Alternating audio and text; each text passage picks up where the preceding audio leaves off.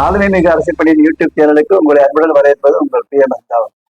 இப்ப latest news என்னன்னா, அதாவது பேக்கம்சியுடைய பணப்பலனை அனுபவிக்கிறதுக்கு 2028 அப்படின்னு சொல்லிட்டு இருந்தது போக விரைவிலேயே அறிவிப்பு வரப்போது. அதை தொடர்ந்து தலைவர், செயலாளர், மெம்பர் எல்லாம் போட போறாங்க அப்படிங்கிற தகவல் அதற்கான அதிகாரப்பூர்வ அறிவிப்பு விரைவிலேயே வரணும் தகவல் வந்திருக்கு. அந்த தகவலின் அடிப்படையில இப்போ இந்த வீடியோ போடுறோம். இதுல முக்கியமான என்னன்னு கேட்டீங்கன்னா, இந்த தகவல் வந்ததை ஒட்டி நிறைய ஊடகங்கள் ஃபிட்மெண்ட் இவ்வளவு, பணப்பலன் இவ்வளவுன்னு போட்டுருக்காங்க. பட் அவங்க நிறைய சொல்றதுல அவங்க சொல்ற பணப்பலனுக்கும் அவங்க சொல்ற ஃபிட்மெண்ட்டுக்கும் பொருத்தமா இல்லை. ஏன்னா அவங்களுக்கு அது புரியலன்னு தான் சொல்லணும். ஒரு சில ஊடகங்களுக்கு மற்ற எல்லாமே அப்படிதான் போட்டுருக்காங்க. அப்டேட் இன்னைக்கு வரைக்கும் அப்படிதான். அதற்காகத்தான் இது விளக்கமா. ரெண்டாவது, நீங்க சொல்றீங்களே தவிர எங்களுக்கு இன்னும் புரியலைங்கிறது மாதிரி நிறைய பேர் இருக்காங்க. அந்த அன்பர்களுக்காக தான் அந்த வீடியோ. இதன் மூலம் என்ன கிடைக்க போகுது, அதற்கு என்ன விளக்கங்கிறத நம்ம பார்த்துலாம்.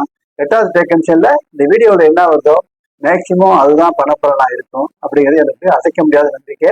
அந்த அடிப்படையில் இந்த வீடியோ போடும். இப்போ இன்கிரிமெண்ட் இப்போ நம்ம இது வரைக்கும் என்ன பண்ணிட்டு இருந்தோம், ஃபிட்மெண்ட் பணப்பலன்னு போட்டுட்டு இருந்தோம். இப்போ நம்ம என்ன பண்ணிருக்கோம்னா, இது இன்னும் தெளிவா புரியறதுக்காக வேகன்சி இருந்தா எத்தனை இன்கிரிமெண்ட் கிடைக்கும்னு ஒரு கணக்கு போடுறோம். அது எப்படின்னு பாத்தீங்கன்னா, முதல்ல உதாரணம் 7வது வேகன்சி எடுத்துக்கிறோம். 7வது வேகன்சி 1/1/2016 ஆரம்பிச்சது. அப்ப என்ன பண்ணாங்க, 31/12/2015, அதாவது போன 6வது வேகன்சியோட கடைசி தேதியில உள்ள பேசிக் பே எடுத்துட்டாங்க 100 ரூபாய். இந்த 7வது வேகன்சி ஆரம்பமாகிற 1/1/2016 டி எடுத்துட்டாங்க. இப்போ அப்படிதான் கடந்த வேகன்சியில இதே மெத்தட் தான். போன வேகன்சியில உள்ள பே கடைசி தேதியில உள்ள பே எடுத்துருவாங்க. வரப்போற புது வேகன்சியோட தேதியில உள்ள டி எடுத்துக்குவாங்க. அது 100 ரூபாய். எப்போ 7வது வேகன்சி வந்த போது பழைய 6வது வேகன்சியினுடைய கடைசி சம்பளம் 100 ரூபாய். அந்த டிஏ 125%, ரெண்டும் சேர்ந்து 225 ரூபாய். உங்களுக்கு இதான் மொத்தம், ரெண்டும் சேர்ந்த மொத்தம். இந்த மொத்தத்துக்கு பே கமிஷன் எத்தனை பர்சன்ட் ரெக்கமெண்ட் பண்றாங்களோ அதற்கு பெயர் தான் பணப்பலன். இதுல பே கமிஷன் ரெக்கமெண்ட் பண்ணது 14.29%. 100 ரூபாய்க்கு 14.29, 225 ரூபாய்க்கு 32, ஆக 257. புரியுதா? பணப்பலன்னா அதாவது பே கமிஷன் ஆரம்பத்தில் இருக்கிற பே பிளஸ் டிஐக்கு பே கமிஷன் ரெக்கமெண்ட் பண்றதுதான் பர்சன்டேஜ் தான் இது. அதனுடைய டோட்டல் இந்த 225, 32, 257. இந்த 257 தான் ஃபிட்மெண்ட். அதாவது 257ங்கிறத 2.57 வச்சுக்கிறோம். சரிதானா? 2.57 வச்சுக்கிறோம். ஃபிட்மெண்ட்ங்கிறது 2.57 தான். இது புரியுதா? இது புரிஞ்சுட்டாலே உங்களுக்கு எல்லாம் புரிஞ்ச மாதிரி தான். ஸோ இந்த ஃபிட்மெண்டால பேசிக் பே பெருக்கணும், நாட்டு இந்த மொத்தத்தை கிடையாது. பேசிக் பே பெருக்கினா என்ன வருதோ அதுதான் வரப்போற பே கமிஷன்ல உங்களுக்கு கிடைக்க போறது. அது இப்ப என்ன சொல்றாங்க, ஃபிட்மெண்ட் பே 1.8ல இருந்து 2.86 வரைக்கும் இருக்கும். 3.0 கூட இருக்குன்னு சொல்லிட்டு இருக்காங்க. நிச்சயமாக அந்த அளவுக்கு கிடைக்காது. ஏன் கிடைக்காதுங்கிறது விவரமா அதை பார்த்துடலாம். இது பாருங்க, 7வது பே கமிஷன்ல நமக்கு கிடைச்சதே 4 இன்கிரிமெண்ட் தான். அதாவது இந்த 31/2015 குறைஞ்சபட்ச சம்பளம் 7,000 ரூபாயா, அதுக்கு 125% டி 8,750, ரெண்டும் சேர்ந்து 15,750. இன்கிரிமெண்ட் பேக்கு மட்டும் தானே கேட்பீங்க. ஆனா அது போன இன்கிரிமெண்ட் பே கமிஷன்ல அப்படி வரப்போற பே கமிஷன்ல பேயும் டிஏ சேர்ந்து இல்லையா, அதனால பே பிளஸ் டிஏக்கு ஒரு 3% போடுறோம்.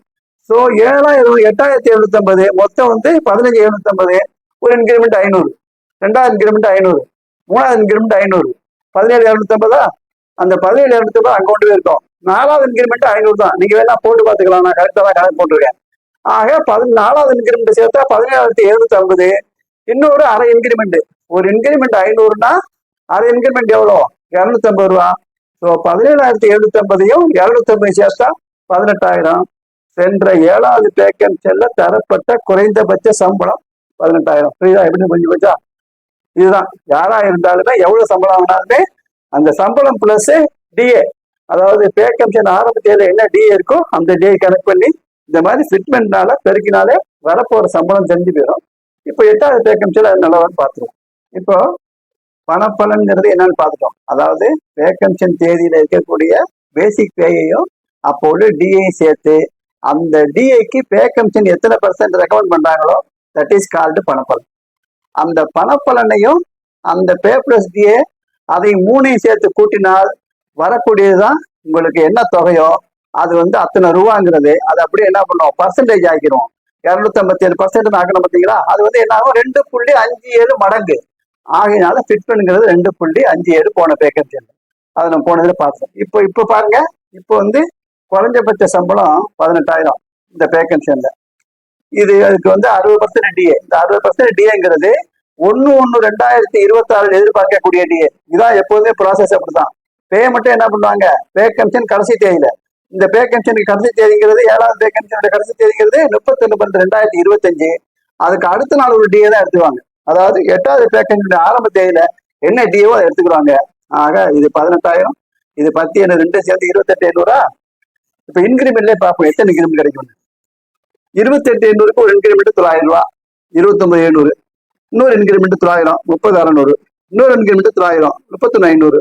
இன்னொரு இன்கிரிமெண்ட் 900, 32,400. புரியுதா? 4 இன்கிரிமெண்ட் கூட்டி நீங்க போட்டு பாருங்க. இந்த 28,800க்கு ஒரு இன்கிரிமெண்ட்ங்கிற 3% இருக்கிற கணக்கு வேற பாத்தீங்கன்னா இதான் வரும். இது 32,400 வருதா? இதுக்கு கிடைச்ச பணப்பலன் எவ்வளவுன்னு கேட்டீங்கன்னா 12.5%. ஃபிட்மெண்ட் வந்து 1.8. பாருங்க, இந்த 18,000 1.8 பெருக்கலாம் இது வந்துடும்.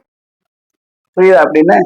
ஆக இவங்க போட்டு ஒரு ஊடகம் என்ன பண்ணிருக்குன்னா 1.8ல இருந்து 2.57 வரைக்கும் போட்டிருக்காங்க. அது தொடர்பே இல்லாத ஒன்று. 1.8 எங்க இருக்கு, 2.57 எங்க இருக்குது, அதையும் பார்த்துருவோம். இப்ப இவங்க சொன்னது 1.8 போட்டிருக்காங்க. நான் என்ன சொல்றோம், இதுல எவ்வளவு பணப்பலன் காப்பாற்றும்? 12.5%. போன பே கமிஷன்ல டிஏ 125. அப்படி இருக்கும் போதே பணப்பலன் 14.29% கொடுத்திருக்கும் போது இந்த பே கமிஷன்ல டிஏ 60% தான். அதுக்கு வந்து 12.5% கொடுப்பாங்களா? கூடத்தால கொடுப்பாங்க. ஆகையினால் நாம் இது ஏற்கவில்லை. சரிதானா? நல்லா புரிஞ்சுக்கோங்க. இப்போ போனதுல 2.57, 2.56 எப்படி போடுறாங்கன்னா அடுத்த பேக்கேஜ் கூட ஒண்ணு கிடையாது. ஃபிட்மெண்ட்ங்கிறது டிஏ பேயை பொறுத்து தான். டிஏ வந்து 60%. அதனால ஃபிட்மெண்ட்ங்கிறது கம்மியா தான் இருக்கு. சரிதானா? நல்லா புரிஞ்சுங்க. சரி, இது வந்து 4 இன்கிரிமெண்ட். 1.8னா 4 இன்கிரிமெண்ட். பணப்பலன் 12.5%. அப்புறம் இந்த 32 நாள் அப்படியே எடுத்துக்கிடுவோம். இன்னொரு இன்கிரிமெண்ட் 5 இன்கிரிமெண்ட் கொடுப்போம். எவ்வளவு? 33,400. இதனுடைய பணப்பலன் எவ்வளவுன்னு கேட்டீங்கன்னா 16.25%. அதாவது சென்ற பே கமிஷன்ல கொடுத்ததை விட சுமார் 2% அதிகம் வச்சு நான் போட்டிருக்கேன். நிச்சயமாக குறைந்தபட்சம் இவ்வளவுதான் இருக்கும் என்பது என்னுடைய கணிப்பு. அதன் பிரகாரம் 33,400 இருக்கா, 1.8 அதுக்குதான் ஃபிட்மெண்ட் ஃபார்முலா. பணப்பலன் 16.25, fitment formula 1.86. இங்க வேணா போட்டு பாருங்க. அதாவது இந்த அமௌண்ட்டுக்கு ஒரு 16.25 போட்டீங்கன்னா இவ்வளவு வந்துடும். Fitment formula 1.86. அதாவது இந்த 1,800 1.86 பெருக்கினீங்கன்னா வரக்கூடியதா இந்த போட்டு காமிச்சிருக்கு பாத்தீங்களா? சோ இதுதான். இதுல எத்தனை இது பணப்பலன் கொடுத்தாங்க? எவ்வளவு? 16.25. நான் முதல்ல சொல்லிட்டேன், ஏற்கனவே 14.29. இப்போ வந்து நான் கொஞ்சம் ஒரு 2% கூட கொடுத்துருக்கேன் அப்படின்னு. இதனுடைய ஃபிட்மெண்ட் ஃபார்முலா 1.86. ஆக 1.86 இப்ப பரப்போற பேக்கேஜ் போட்டா எத்தனை இன்கிரிமெண்ட் கிடைக்கும்? 5 இன்கிரிமெண்ட் கிடைக்கும். இது புரியுதா? அப்ப அடுத்தாப்புல இந்த 33,400 அப்படி அங்கே போட்டோம். 34,000 அங்க போட்டோம். ஒரு இன்கிரிமெண்ட் போடுறோம். அதுக்கு 1000 ரூபாய் தான் இன்கிரிமெண்ட் வருது. ஆக 34,400. இது எத்தனை இன்கிரிமெண்ட்? 6 இன்கிரிமெண்ட். இதனுடைய பணப்பலன் எவ்வளவுன்னு கேட்டீங்கன்னா 20%. அதாவது இந்த அமௌண்ட்டுக்கு 2க்கு கூட்டுக்கும் 20% கொடுத்தாங்கன்னு சொன்னா சரி. இது இல்லை, இந்த பேய்க்கும் இந்த என்ன சொல்றது, இந்த 33,400 பிளஸ் 1000 34,400 இருக்கா, இது வந்து எப்படி வந்துன்னா 20% பணப்பலன். பேக்கும் டிஐக்கும் சேர்த்து 33,400. அது வந்து எவ்வளவுன்னு கேட்டீங்கன்னா ஃபிட்மெண்ட் ஃபார்முலா 1.92. பணப்பலன் எவ்வளவு? 20%. ஃபிட்மெண்ட் வந்து 1.92. கிடைச்ச இன்கிரிமெண்ட் எத்தனை? 6 இன்கிரிமெண்ட். ஸோ 1.92ன்னு கொடுத்தாங்கன்னா உங்களுக்கு கிடைக்கக்கூடிய பணப்பலன் 6 இன்கிரிமெண்ட். அதாவது 31/12/2024 நீங்க என்ன சம்பளம் வாங்குறீங்களோ அந்த சம்பளமும் அதுக்கு அடுத்த நாள் உள்ள எத்தனை பர்சன்ட் டிஏயோ அதையும் கூட்டி அந்த கூட்டுத்தொகைக்கு 3% 3% போட்டு வந்தீங்கன்னா இந்த 6 இன்கிரிமெண்ட் போட்டா எவ்வளவு வருதோ அதுதான். யாருடைய பணிக்காக சம்பளத்துக்காக போட்டுக்கலாம், யாருடைய சம்பளத்துக்காக போட்டுக்கலாம். இல்லைன்னு சொன்னா அவங்களுடைய பேசிக் பே என்னவோ அதை 1.92 பெருக்கினாலே ஆட்டோமேட்டிக்கா என்ன வந்துடும்? 8வது பே கமிஷன்ல எவ்வளவு சம்பளம் தெரிஞ்சுக்கும். இதுதான் இதனுடைய சுழுவான ஃபார்முலா. இவ்வளவுதான், வேற ஒன்றும் பேச கிடையாது.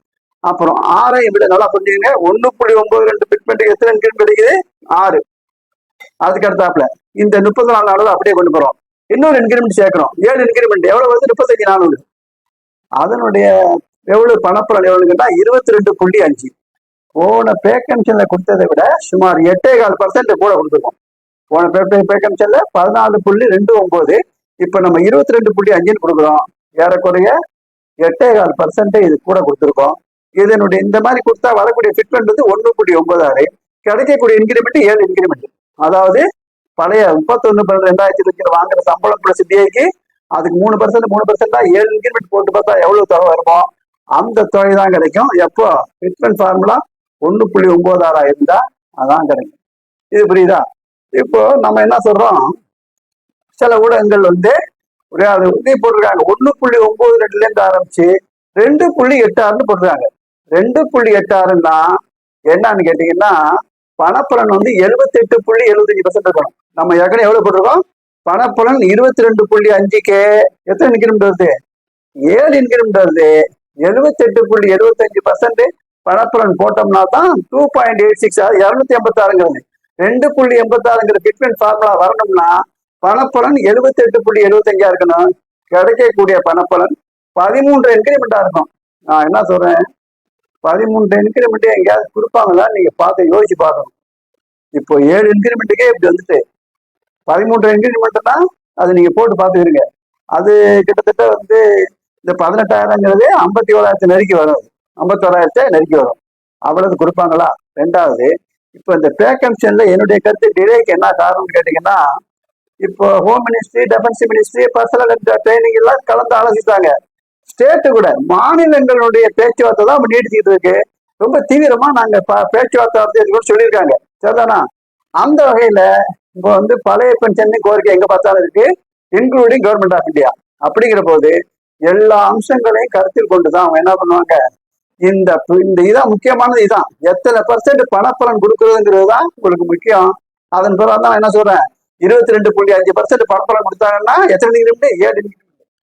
இதற்கு மேல கொடுப்பாங்களாங்கிறது எனக்கு வந்து அது சொல்ல தெரியல. கொடுத்தா நல்லதுதான், ஆனா கொடுப்பலாங்களாக நீங்களே பார்த்துக்கலாம். ஆக அதிகபட்ச ஃபிட்மெண்ட் ஃபார்முலா நம்ம என்ன எதிர்பார்க்கிறோம் அந்த ஸ்டேஜ்ல வேகன்சில 1.96 தான். இதுக்கு மேல ஆனால் இந்த 2.57 வரும், 2.46 வரும், 2.86 எல்லாம் சொல்லிட்டு இருக்காங்க. அவ்வளவு கிடைக்குமான்னு என்னால அது எதிர்பார்க்க முடியல. இதான் நிலவரம். இந்த யூடிஎன் மூலம் 2 விஷயம். நம்ம 2028 சொல்லக்கூடிய பணப்பலன் வந்து 2007 கிடையாது, 2026 வந்துருங்கிறது இப்போ நம்ம எதிர்பார்க்கறது. மூணாவது, நம்ம 2.86 3.0 இல்லை. அதிகபட்சம் நம்ம எவ்வளவு எதிர்பார்க்கலாம், இந்த 1.96 ஃபார்முலா எதிர்பார்க்கலாம்.